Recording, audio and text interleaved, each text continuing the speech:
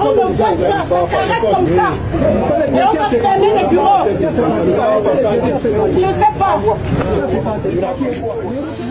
Dans cette tension post-électorale que connaît notre pays ces derniers jours, l'Union démocratique du Cameroun, l'UDC, a réagi. Et c'est sa présidente, l'honorable Thomas Enonda Mjoya, qui vient de prendre la parole.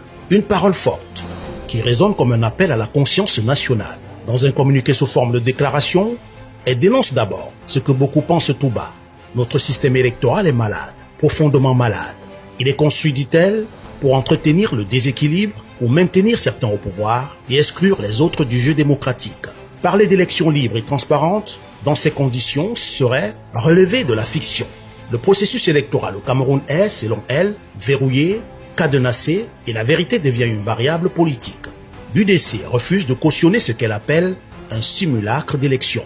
Elle ne s'y reconnaît pas et déclare que la volonté souveraine du peuple camerounais a été confisquée, manipulée, étouffée par la peur et la fraude. Mais cette déclaration n'est pas seulement une dénonciation, c'est aussi une feuille de route, une vision. 3 points forts sont mis en avant.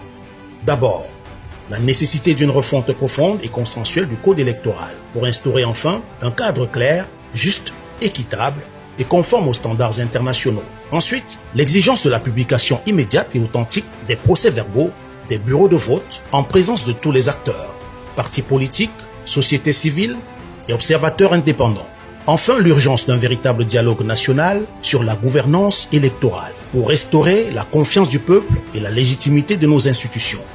Au fond, ce message de l'UDC, c'est un appel à la vérité, un appel à la dignité. La vérité contre la manipulation, la justice contre l'arbitraire, la dignité contre la résignation. Ce sont là les mots de la présidente Thomas Enonda Mjoya. Elle rappelle que le régime en place portera toute la responsabilité morale et politique des conséquences de ce déni de démocratie. Mais l'UDC, elle, reste fidèle à son engagement, rester du côté du peuple, redonner confiance, réhabiliter la justice et redonner du sens à la démocratie. Parce qu'au bout du compte, ce sont les intérêts du peuple camerounais qui sont pris en otage par des calculs égoïstes et partisans. Et comme le dit si bien la présidente de ce parti, il est temps que le Cameroun, en tant que nation souveraine, se dégage de l'emprise de ceux qui profitent de la fragilité sociale et politique du peuple pour détourner son choix souverain. Un message fort, un message lucide, un message d'espoir aussi. Car dans le fond, l'UDC ne parle pas seulement de politique. Elle parle de refondation morale, de réconciliation nationale et surtout de renaissance démocratique.